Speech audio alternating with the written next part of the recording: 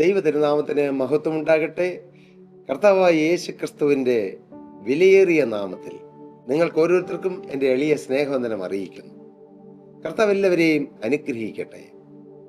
ദൈവത്തിൻ്റെ വചനം, ദൈവത്തിൻ്റെ വചനത്തെക്കുറിച്ച് എബ്രായ ലേഖനം 4-12 വാക്യം പ്രകാരം പറയുന്നു: ദൈവത്തിൻ്റെ വചനം ജീവനും ചൈതന്യവും ഉള്ളതായി ഇരുവായത്തിലുള്ള ഏതു വാളിനേക്കാളും മൂർച്ചയേറിയതും പ്രാണനെയും ആത്മാവിനെയും സന്ധിമജ്ജകളെയും വേർപിടിയിക്കും വരെ തുളച്ചു ചെല്ലുന്നതും ഹൃദയത്തിലെ ചിന്തനങ്ങളെയും ഭാവങ്ങളെയും വിവേചിക്കുന്നതുമാവുന്നു. വചനത്തിന്റെ ശക്തി, വചനത്തിന്റെ അത്ഭുത ശക്തി, വചനത്തിന്റെ അപ്രമേയ ശക്തി ഉണ്ടാകട്ടെ എന്ന് നിത്യനായി ദൈവം പറഞ്ഞപ്പോൾ, തന്റെ വചനം പറഞ്ഞപ്പോൾ എല്ലാം ഉണ്ടായി.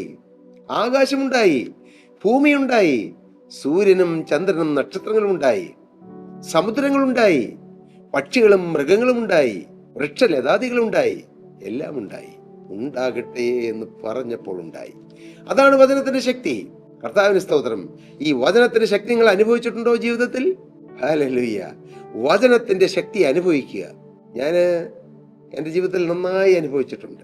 ഒരു നേരത്തെ ആഹാരത്തിന് പോലും മാർഗമില്ലാത്തൊരു കുടുംബത്തിൽ ജനിച്ച എൻ്റെ ജീവിതത്തിൽ ഒരു നല്ല വസ്ത്രം ധരിക്കാനില്ലാതെ, ഒരു നല്ല വീട്ടിൽ പാർക്കാൻ അവസരം ലഭിക്കാതെ, നിരാശയിലും സങ്കടത്തിലും കഷ്ടത്തിലും ജനിച്ച് ജീവിച്ച് വളർന്ന എൻ്റെ ജീവിതത്തിൽ ഞാൻ നൂറല്ല 1000 അനുഭവങ്ങൾ ഈ തിരുവചനത്തിൻ്റെ ശക്തിയെക്കുറിച്ച് അനുഭവിക്കാനിടയായിട്ടുണ്ട്. കർത്താവിന് സ്തോത്രം. ഞങ്ങൾ കുടുംബമായി ഈ ജീവനുള്ള ദൈവത്തിൻ്റെ വചനം കേൾക്കാൻ ഞങ്ങൾക്ക് ഭാഗ്യം കിട്ടി. ഞങ്ങളുടെ അമ്മയാണ് ആദ്യം വചനം കേട്ടത്. പിന്നീട് മക്കളായി ഞങ്ങൾക്ക് ഓരോരുത്തർക്ക് അവസരം കിട്ടി. ഒടുവിൽ മുഴുപ്രാന്തനായിരുന്ന എൻ്റെ പിതാവിന് അവസരം കിട്ടി. മുഴുപട്ടിണിയിലും ദാരിദ്ര്യത്തിലും ശാപബന്ധനത്തിലും കിടന്ന ഞങ്ങളുടെ കുടുംബത്തിലുള്ള എല്ലാവർക്കും വചനം കേൾക്കാൻ ഭാഗ്യം കിട്ടി. വചനത്തിന് മുമ്പായി ഞങ്ങളെ തന്നെ താഴ്ത്തി. വചനം കേൾക്കാൻ പോകാൻ പ്രോത്സാഹനമൊന്നും കിട്ടിയില്ല. അന്ന് ചേർന്ന് നിന്ന ഇടവ പള്ളിയിൽ നിന്നോ ആ സമൂഹത്തിൽ നിന്നോ ആ സാഹചര്യത്തിൽ നിന്നും ആരും പ്രത്യേകിച്ച് പ്രോത്സാഹിപ്പിച്ചില്ല. പക്ഷേ ക്രിസ്തുവിന്റെ സ്നേഹം നിർബന്ധിച്ച് ഈ തിരുവചനം കേൾക്കാൻ ഞങ്ങൾക്കിടയായി. എൻ്റെ അമ്മ വായ്പ വാങ്ങി ഒരു മുണ്ടെടുത്തുകൊണ്ട്, ഒരു വെള്ള മുണ്ടെടുത്തുകൊണ്ടാണ് ആദ്യമായി ദൈവവചനം കേൾക്കാൻ പോയത്. നല്ലൊരു മുണ്ടില്ലായിരുന്നു, നല്ലൊരു വസ്ത്രമില്ലായിരുന്നു, വണ്ടിക്കൂലിക്ക് പൈസ ഇല്ലായിരുന്നു. പ്രാർത്ഥനയോഗത്തിന് വിളിച്ച ദൈവദാസൻ കൊടുത്ത വണ്ടിക്കൂലിയുടെ പൈസയുമായിട്ടാണ് എൻ്റെ അമ്മ ദൈവവചനം കേൾക്കാൻ ബസ് കയറിയത്. പ്രിയപ്പെട്ടവരെ, ഇത്രയൊന്നും അത്ഭുതകരമായ ഒരനുഭവം കിട്ടുമെന്നൊന്നും പ്രതീക്ഷിച്ചല്ല പോയത്. ആ മീറ്റിങ്ങിന് വിളിച്ച ആളോടുള്ളതായ ഒരു സ്നേഹം കൊണ്ടുപോയി. പക്ഷേ ഈ വചനത്തിന്റെ ശക്തി എന്ത് എന്ന് ഞങ്ങൾക്ക് കുടുംബമായും അനുഭവിക്കാനും ഇന്നും അനുഭവിച്ചുകൊണ്ടിരിക്കാനും കർത്താവ് കൃപ തന്നു. പട്ടിണിപ്പാവങ്ങളായിരുന്നു ഞങ്ങൾ. ഒരു നേരത്തെ ആഹാരത്തിന് മാർഗം ഉണ്ടായിരുന്നില്ല. ഞങ്ങളുടെ കുടുംബം ശാപം പിടിച്ചതായിരുന്നു. അനേകം മാനസിക രോഗികൾ ഞങ്ങളുടെ കുടുംബത്തിൽ ഉണ്ടായിട്ടുണ്ട്. എൻ്റെ പിതാവിൻ്റെ അപ്പനും തുടർന്ന് എൻ്റെ പിതാവിൻ്റെ അനുജനും ഈ ഭ്രാന്ത് ബാധിച്ച് ചികിത്സയിൽ കഴിഞ്ഞവരാണ്. എൻ്റെ പിതാവിൻ്റെ അനുജനെ ഒരു ഇരുട്ടുമുറിയിൽ ചങ്ങലയ്ക്ക് പട്ടിയെ പൂട്ടിയിടുന്നത് പോലെ പൂട്ടിയിട്ടിരുന്നു. ദുരിതത്തിൻ്റെ കാലങ്ങൾ, ഹല്ലേലൂയ, അന്ധകാരത്തിൻ്റെ കാലങ്ങൾ, ശാപത്തിൻ്റെ കാലങ്ങൾ, പിശാച് ഞങ്ങളുടെ കുടുംബത്തെ തകർത്ത് തരിപ്പണമാക്കി നശിപ്പിച്ചുകൊണ്ടിരുന്ന കാലങ്ങൾ. എന്നാൽ അന്ധകാര കാലഘട്ടത്തിൽ സത്യപ്രകാശമാവുന്ന ക്രിസ്തുവിൻ്റെ വചനം കേൾക്കാൻ കർത്താവ് ഞങ്ങൾക്ക് ഭാഗ്യം തന്നു. ഞങ്ങളുടെ ജീവിതം കർത്താവ് മാറ്റി. ജീവിതത്തെ മാറ്റുന്നൊരു യേശുവുണ്ട്, ജീവിതത്തെ മാറ്റുന്നൊരു വചനമുണ്ട്. ഈ വചനത്തിന് ശക്തിയുണ്ട് പ്രിയരെ. ഈ വചനത്തിന് കാലും കൈയും ഉണ്ടെന്ന് ഞാൻ പറയും. വചനം നടന്ന് നമ്മുടെ ഹൃദയത്തിൽ വരും. വചനം ഹൃദയത്തിൽ വന്നാൽ കൈയെടുക്കും, പ്രവർത്തിക്കുമെന്ന്. കർത്താവിന് സ്തോത്രം. ഞാൻ വചനത്തിന് കൈയും കാലും ഉണ്ടെന്ന് പറയുമ്പോൾ പുറമേയുള്ള കൈയും കാലേ പോലെ അല്ല പറഞ്ഞത്. പക്ഷെ വചനം പ്രവർത്തിക്കും, വചനം ചലിക്കും, വചനം നടക്കും, വചനം ഓടും, വചനം പറക്കും. ഹല്ലേലൂയ. ഇപ്പോൾ ഈ ഇന്ത്യയുടെ ഒരു കൊച്ചു സംസ്ഥാനമായ കേരളത്തിൽ, ഈ ഒരു കൊച്ചു പട്ടണത്തിൽ ഇരുന്നു കൊണ്ട് ഞാൻ ഈ തിരുവചനം പറയുന്നു. നിങ്ങൾ ലോകത്തിൻ്റെ നാനാഭാഗങ്ങളിൽ ഇരുന്നുകൊണ്ട് ഈ വചനം കേൾക്കുന്നു. പക്ഷേ നാം ഒരു കോണിലിരുന്നുകൊണ്ട് പ്രാർത്ഥിച്ചാൽ അങ്ങ് അമേരിക്കയിൽ അത്ഭുതങ്ങൾ നടക്കും. ഹല്ലേലൂയ. അമേരിക്കയിലുള്ള രോഗിക്ക് വേണ്ടി ഒരു പാവപ്പെട്ട ദൈവത്തിൽ പ്രാർത്ഥിച്ചാൽ അവിടെ അത്ഭുതം നടക്കും. എങ്ങനെയാണ് നടക്കുന്നത്? വചനം അവിടെ ചെല്ലുന്നു. അവൻ വചനം അയച്ചവരെ സൗഖ്യമാക്കിയ തിരുവചനത്തിലുണ്ട്. വചനത്തിന്റെ ശക്തി. ഹല്ലേലൂയ. ഈ വചനമാണ് ഈ ആകാശവും ഭൂമിയും എല്ലാം ഉണ്ടാക്കിയത്. അതേ വചനം ഇന്നും പ്രവൃത്തിപഥത്തിലുണ്ട്. അതേ വചനം ഇന്ന് ശക്തിയോടെ നിൽക്കുന്നു. അതേ വചനത്തിൽ നിന്നും ശക്തിയുണ്ട്, പ്രവർത്തിക്കാൻ കഴിയും. സ്തോത്രം. ശീമോൻ പത്രോസിന്റെ പടകിൽ ഒന്നും കിട്ടിയില്ല. ജീവനുള്ള ക്രിസ്തു പറഞ്ഞു, ആഴത്തിലേക്ക് നീക്കി മീൻപിടുത്തത്തിന് വലയിറക്കുകയും. ആഴത്തിലേക്ക് നീക്കി മീൻപിടുത്തത്തിന് വലയിറക്കിയാൽ മീൻ കിട്ടുമെന്നുള്ളതായ ഒരു സത്യം ആ തിരുവചനത്തിൽ ഒളിഞ്ഞിരിക്കുന്നുണ്ട്. മാത്രമല്ല, അനുസരിച്ചാൽ പ്രതിഫലം കിട്ടുമെന്നുള്ള ആ സത്യം. ദൈവവചനം അനുസരിച്ചാൽ അതിന് പ്രതിഫലം ഉണ്ട് പ്രിയരെ, നിശ്ചയമാണ്. താഴ്മയ്ക്കും യഹോവാഭക്തിക്കുമുള്ള പ്രതിഫലം ധനവും മാനവും ജീവനുമാകുന്നു എന്ന് തിരുവചനത്തിലുണ്ട്. താഴ്മയോടെ വചനം നാം കേട്ടാൽ, യഹോവ ഭക്തിയോടെ തിരുവചനത്തെ നാം ബഹുമാനത്തോടെ അനുസരിച്ചാൽ പ്രതിഫലമുണ്ട്. ഭൗതികമായി മാത്രമല്ല, ആത്മീയമായി മാത്രമല്ല, ആത്മീയമായും ഭൗതികമായും പ്രതിഫലം തരുന്ന ഒരു ദൈവമുണ്ട്. നിങ്ങളുടെ ജീവിതത്തിൽ നിങ്ങളൊന്ന് അനുഭവിക്കൂ പ്രിയരെ, വചനമനുസരിക്കൂ. ശീമോൻ പത്രോസ് ആഴത്തിലേക്ക് നീക്കി വലയിറക്കി. പിന്നെ എന്താണ് സംഭവിച്ചത്? അവർ അങ്ങനെ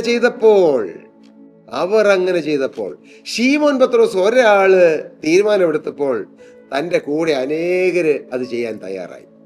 അതൊരു ശുഭപ്രതീക്ഷ നൽകുന്ന ഒരു കാര്യമാണ്.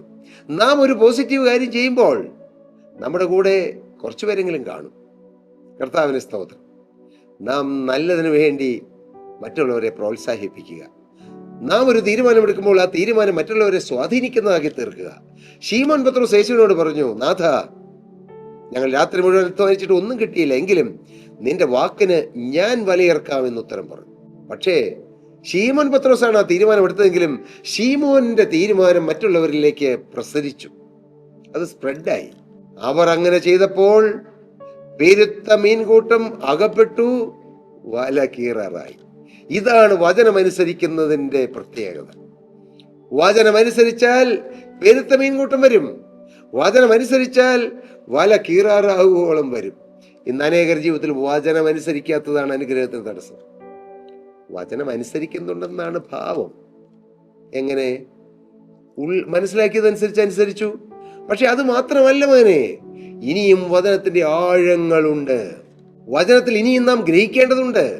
ഈ തിരുവചനം നിന്റെ സ്വന്തം ഇഷ്ടപ്രകാരം നീ അനുസരിച്ചാൽ, നിന്റെ ബുദ്ധിക്ക് നീ വ്യാഖ്യാനിച്ചനുസരിച്ചാൽ പോരാ. ദൈവത്തിന്റെ പരിശുദ്ധാത്മാവ് ആ വചനത്തിൽ നിന്നും എന്താണ് ഉദ്ദേശിക്കുന്നതെന്ന് നീ തിരിച്ചറിയുകയും മനസ്സിലാക്കുകയും ചെയ്ത് അതുപോലെ അനുസരിച്ചാലേ നിന്റെ ജീവിതത്തിൽ മാറ്റം വരികയും. ചിലർ മാനസാന്തരപ്പെടും, രക്ഷിക്കപ്പെടും. കാരണം ദൈവത്തിന്റെ വചനം പറയുന്നു, യേശുവിനെ സ്വന്തം രക്ഷിതാവും കർത്താവുമായി ഹൃദയം കൊണ്ട് വിശ്വസിക്കുകയും യേശുവിനെ പിതാവാം ദൈവം മരിച്ചവരെന്ന് ഉയർപ്പിക്കുകയും ചെയ്യുന്നു വായുകൊണ്ട് ഏറ്റുപറയുകയും ചെയ്താൽ രക്ഷിക്കപ്പെടും. ഹൃദയം കൊണ്ട് വിശ്വസിക്കുകയും വായുകൊണ്ട് ഏറ്റുപറയുകയും ചെയ്യുക. പിന്നെ ഒന്നും വേണ്ട. അല്ലല്ല പ്രിയരെ, അത് ഒരു വചനത്തിന്റെ ഭാഗമേ ഉള്ളൂ. ജീവിതത്തിൽ ഇനി എന്തെല്ലാം ചെയ്യണം, അതുകൊണ്ട് പൂർത്തിയാകുന്നില്ല. രക്ഷ ഇല്ലെന്നല്ല ഞാൻ പറഞ്ഞത്, രക്ഷ കിട്ടും, അതൊരു തുടക്കം മാത്രം. എന്നാൽ എന്തെല്ലാം നീക്കുപോക്കുകൾ നമ്മുടെ ജീവിതത്തിൽ വരുത്തണം. മോനെ, നീ ജനിച്ച കാലം മുതൽ നിന്റെ ജീവിതത്തിൽ സംഭവിച്ച അനേക പാപങ്ങൾ നീ ദൈവസന്നിധിയിൽ തുറന്നു പറഞ്ഞോ? നിന്റെ ജീവിതത്തിൽ വന്നതായ ചില പരാജയങ്ങൾ, നിന്റെ ജീവിതത്തിൽ വന്ന ചില വേണ്ടാദീനങ്ങൾ, നിന്റെ ജീവിതത്തിൽ വന്ന ചില ദൈവവിരോധമായി ചെയ്ത ചില കാര്യങ്ങൾ നീ ദൈവസന്നിധിയിൽ നിന്ന് അനുദപിച്ചോ? നിന്റെ കയ്യിൽ ഇന്ന് മറ്റുള്ളവർക്ക് അവകാശമുള്ള എന്തെങ്കിലും നിന്റെ കൈവശമുണ്ടോ? കൊടുത്തു തീർത്തോ? സക്കായി ജീവിതത്തിൽ യേശുവിനെ കണ്ടെത്തിയപ്പോൾ എല്ലാം കൊടുത്തു തീർത്തു. തിരുവചനത്തിൽ രേഖപ്പെടുത്തിയിരിക്കുന്നത് എന്തിനാണ്? അത് നാം അനുസരിക്കാനാണ്. നമ്മുടെ ജീവിതത്തിൽ അങ്ങനെ ചെയ്തോ? കർത്താവിന് സ്തോത്രം. സാമ്പത്തികമായി നമുക്ക് അഭിവൃദ്ധി കിട്ടുന്നില്ല. കഴിഞ്ഞ ദിവസം ഒരു ദേവദാസൻ പറഞ്ഞ ഒരു കാര്യം ഞാൻ യൂട്യൂബിലൂടെ കേട്ടതാണ്. നിങ്ങൾക്ക് ആത്മീയമായി നിറവും, ആത്മാവിന്റെ നിറവും, കൃപാവരങ്ങളുടെ നിറവും, അങ്ങനെ ആത്മീയമായി നിങ്ങൾക്ക് ചൈതന്യം വേണമെങ്കിൽ നിങ്ങൾ ധാരാളം പ്രാർത്ഥിക്കണം, തിരുവചനവുമായി ബന്ധപ്പെടണം, നിങ്ങൾ ഉപവസിക്കണമെന്ന്. എന്നാൽ നിങ്ങൾക്ക് ഭൗതികമായി നിങ്ങൾക്ക് നന്മ കിട്ടണമെങ്കിൽ നിങ്ങൾ വിതയ്ക്കണമെന്ന്. എന്താ അതിന്റെ അർത്ഥം? ഉള്ളത് കയ്യിൽ പിടിച്ചുകൊണ്ടിരുന്നാൽ പോരാ, വിതയ്ക്കണം. വിതയ്ക്കുമ്പോഴാണ് പുതിയ വിത്തുകൾ, പുതിയ ഫലങ്ങൾ വരുന്നതെന്ന് അദ്ദേഹം പറഞ്ഞു. നിങ്ങൾക്ക് അല്പമേ ഉള്ളോ, നിങ്ങൾ വിതയ്ക്കാൻ തയ്യാറാകണമെന്ന്. അധികമുണ്ടോ, അതിൽ നിന്ന് നിങ്ങൾ വിതയ്ക്കണം. മനസ്സോടെ വിതയ്ക്കണം, സന്തോഷത്തോടെ വിതയ്ക്കണം. എങ്കിൽ നിങ്ങൾക്ക് അഭിവൃദ്ധി കിട്ടുമെന്ന്. ഇത് മറ്റൊരു അനേകർ ജീവിതത്തിൽ അനുഭവമായിട്ടുള്ളത് ഞാൻ കണ്ടിട്ടുണ്ട്, ഞാൻ അനുഭവിച്ചിട്ടുണ്ട്. പ്രിയപ്പെട്ടവരെ, ഇതെല്ലാം തിരുവചനത്തിൽ എഴുതിയിരിക്കുന്ന കാര്യങ്ങളാണ്. നമുക്ക് സന്തോഷമുള്ളതും നമുക്ക് ഇഷ്ടമുള്ളതുമായ കുറെ കാര്യങ്ങൾ എടുത്ത് നാം അനുസരിക്കുന്നു. അത് പൂർണ്ണമായ അനുസരണമല്ല. നാം പൂർണ്ണമായി വചനം അനുസരിക്കണം. പത്രോസിനോട് പറഞ്ഞു, നീ ആഴത്തിലേക്ക് നീക്കി മീൻപിടുത്തത്തിന് വല ഇറക്കുവീൻ. എന്തിനാ ആഴത്തിലേക്ക് നീങ്ങുന്നത്? വല ഇറക്കിയാൽ പോരെ? എവിടെയെങ്കിലും ഇറക്കിയാൽ പോരെ? നോ, സ്പെസിഫിക് ആണ് ഈ തിരുവചനം. പത്രോസേ, നീ ആഴത്തിലേക്ക് നീക്കി വല ഇറക്കണം. നീ ഇവിടെ തീരത്ത് വല ഇട്ടാൽ പോരാ, തീരപ്രദേശങ്ങളിൽ ഇട്ടാൽ പോരാ, ആഴമില്ലാത്തടത്ത് ഇട്ടാൽ പോരാ. നീ ആഴത്തിലേക്ക് നീങ്ങണം. ക്രിസ്തീയ ജീവിതത്തിന്റെ ആഴങ്ങളിലേക്ക് നാം വരുമ്പോഴാണ് നമ്മുടെ ജീവിതത്തിൽ ആത്മീയമായും ഭൗതികമായുള്ള അനുഗ്രഹങ്ങൾ വരുന്നത്. നമ്മുടെ കാര്യം കർത്താവ് ഏറ്റെടുക്കും. ഒന്നിനെക്കുറിച്ചും ഭാരമില്ലാതെ കർത്താവ് നമ്മുടെ ഹൃദയത്തെ ശാന്തമാക്കും. നമ്മുടെ കാര്യങ്ങൾ മുന്നമേ കർത്താവ് തന്റെ ദൂതന്മാരെ അയച്ച് ചെയ്യും. 100 അനുഭവങ്ങളുടെ പിൻബലത്തിൽ നിന്നുകൊണ്ടാണ് ഞാൻ പറയുന്നത്. അതുകൊണ്ട് ഞാൻ ആഴത്തിൽ പോയി എന്ന് അവകാശപ്പെടുകയൊന്നുമല്ല. പക്ഷേ എനിക്കറിയാം, ഓരോ ദിവസവും മുൻപോട്ട് വരുന്തോറും എൻ്റെ കർത്താവ് എൻ്റെ ആത്മീയവും ഭൗതികമായ എല്ലാ കാര്യങ്ങളും നയിക്കുകയും നിയന്ത്രിക്കുകയും ചെയ്യുന്നു ഞാൻ അനുഭവിക്കുന്നു. എൻ്റെ കർത്താവ് എൻ്റെ ഹൃദയത്തിലൂടെ പോകുന്ന നല്ല ആഗ്രഹങ്ങൾ സാധിപ്പിച്ചിരുന്നു ഞാൻ അറിയുന്നു. ഭാരമില്ലാത്തൊരു ജീവിതം, ടെൻഷനില്ലാത്ത ജീവിതം, എപ്പോഴും സന്തോഷിക്കുന്നൊരു ജീവിതം. ഞാൻ പറയട്ടെ, എൻ്റെ ജീവിതത്തിൻ്റെ ആകത്തുക ഏതാണ്? എപ്പോഴും സന്തോഷം, എപ്പോഴും ആനന്ദം, എപ്പോഴും ഹൃദയം ഉല്ലസിക്കുകയാണ്. എനിക്ക് എങ്ങോട്ട് നോക്കിയാലും കർത്താവിനെ സ്തുതിക്കാനേ ഉള്ളൂ. ഒരു കാര്യത്തിലേക്ക് നോക്കി എനിക്ക് നിരാശപ്പെടാനില്ല. എല്ലാം തികഞ്ഞിട്ടല്ല പ്രിയരെ.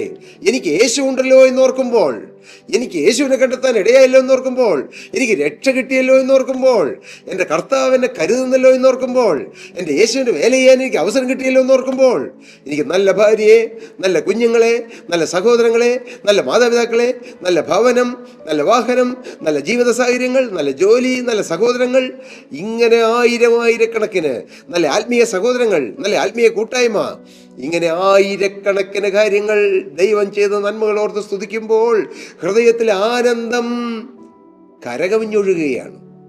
ഇതൊരു അതിശയോക്തി പറയുന്നതല്ല. എൻ്റെ ജീവിതത്തിൽ ഞാൻ തികഞ്ഞ സന്തോഷം അനുഭവിക്കുന്നു. പ്രതിസന്ധികളുടെ മധ്യത്തിലും എനിക്ക് പ്രതിസന്ധിയില്ലെന്നല്ല, പോരാട്ടങ്ങളില്ലെന്നല്ല, എതിർപ്പുകളില്ലെന്നല്ല, ഞാൻ അഭിമുഖീകരിക്കുന്ന പ്രശ്നങ്ങളില്ലെന്നല്ല. ഉണ്ട് പ്രിയരെ, സാധാരണക്കാരനായ ഒരു മനുഷ്യൻ അഭിമുഖീകരിക്കുന്നതിലും അതിൽ കൂടുതലായുള്ള പ്രതിസന്ധികൾ എൻ്റെ ജീവിതത്തിലുണ്ട്. പക്ഷേ എൻ്റെ മുഖം വാടുന്നില്ല, എൻ്റെ ഉള്ളിൽ ദുഃഖിക്കുന്നില്ല, ഞാൻ സന്തോഷിക്കുകയാണ്. ഇതിനെല്ലാം ഓവർകം ചെയ്യുന്ന സന്തോഷം കാരണം എനിക്ക് യേശു ഉണ്ട്. യേശു എന്നെ സ്നേഹിക്കുന്നു, യേശു എന്നെ കരുതുന്നു, എനിക്ക് സ്വന്തമായി യേശുവിനെ കിട്ടി, ഞാൻ ഭാഗ്യവാനാണെന്ന് ഞാൻ ചിന്തിക്കുന്നു. എൻ്റെ പ്രിയരെ, നിങ്ങൾ ആഴത്തിലേക്ക് നീക്കി മീൻപിടുത്തത്തിന് വല ഇറക്കാമോ? ദൈവത്തിന് വചനം അനുസരിക്കാമോ? എങ്കിൽ നിങ്ങളുടെ ജീവിതത്തിൽ അത്ഭുതം നടക്കും. അത്ഭുത മന്ത്രിയായവൻ നിങ്ങളുടെ ജീവിതത്തിൽ ഇറങ്ങി വന്ന് വലിയ അത്ഭുതങ്ങൾ നടക്കുമെന്ന് പറഞ്ഞുകൊണ്ട് ഞാൻ വാക്കുകളെ നിർത്തുന്നു. ദൈവനാമം മഹത്വപ്പെടട്ടെ. പ്രിയ സഹോദരങ്ങളെ, പ്രിയ സഹോദരിമാരെ, പ്രിയ കുഞ്ഞുങ്ങളെ, പ്രിയ യൗവനക്കാരെ, നിങ്ങൾക്ക് ഏതെങ്കിലും പ്രാർത്ഥനാ വിഷയങ്ങളുണ്ടോ? തീർച്ചയായും ഞങ്ങളെ വിളിക്കാം. ഞങ്ങൾ നിങ്ങൾക്ക് വേണ്ടി പ്രാർത്ഥിക്കാം. നമുക്ക് ഒരുമിച്ച് പ്രാർത്ഥിക്കാം. നിങ്ങളും പ്രാർത്ഥിക്കൂ, ഞങ്ങളും നിങ്ങൾക്ക് വേണ്ടി പ്രാർത്ഥിക്കാം. കർത്താവ് നമ്മുടെ പ്രാർത്ഥന കേൾക്കും. കർത്താവ് നിങ്ങളെ അനുഗ്രഹിക്കും. അതിനിടയാകട്ടെ. ദൈവനാമം മഹത്വപ്പെടട്ടെ.